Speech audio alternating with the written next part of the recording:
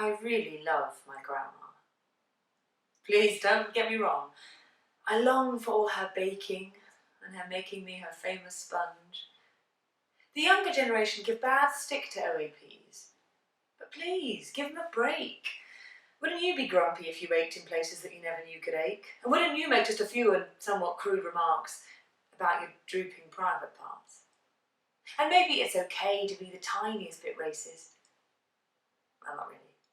And yeah, the Brexit thing was bad, but had the tables turned, I'm sure we'd learn to understand why you'd bite the hand that feeds and put your needs before the more than 16 million people who deplore the fact that all of this has brought us to a precipice of economic ruin and we don't know what we're doing, there's just mess and blind confusion and the government's delusional.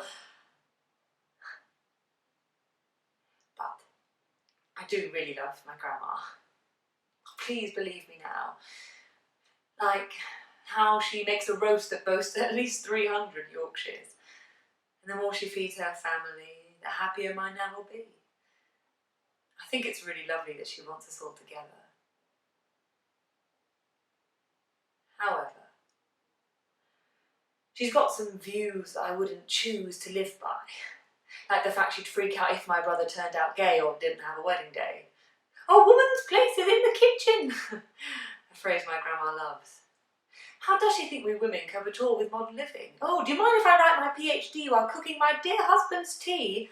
Or who knew that brain surgery was so much like embroidery? Oh, but I do really love my grandma.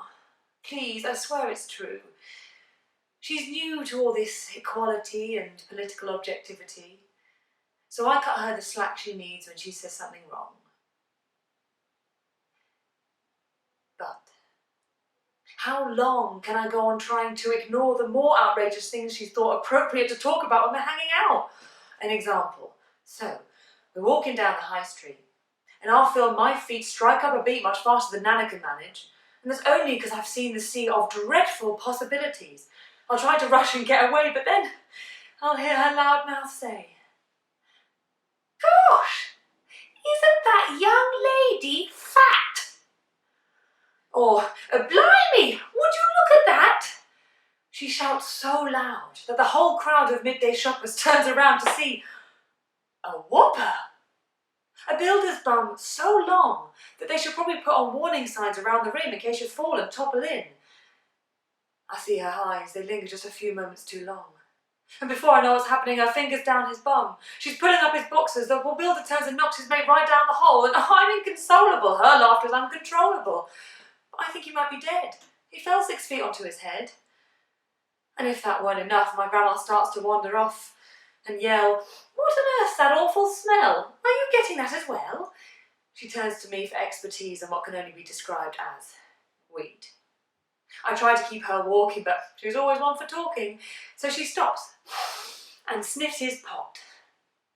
"I've got to get me some of this. I'll trade you a puff for a look at me tits."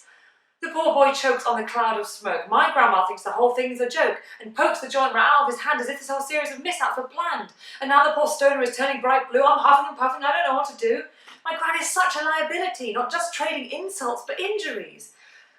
So quick as I can, I bundle my nan in the back of my van.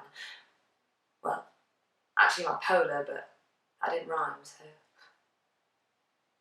I get back home with a strong cup of tea and a shot of Jack Daniel's whiskey for me. I'm pacing and sweating and starting to freak. Well, that was good fun. Same time next week.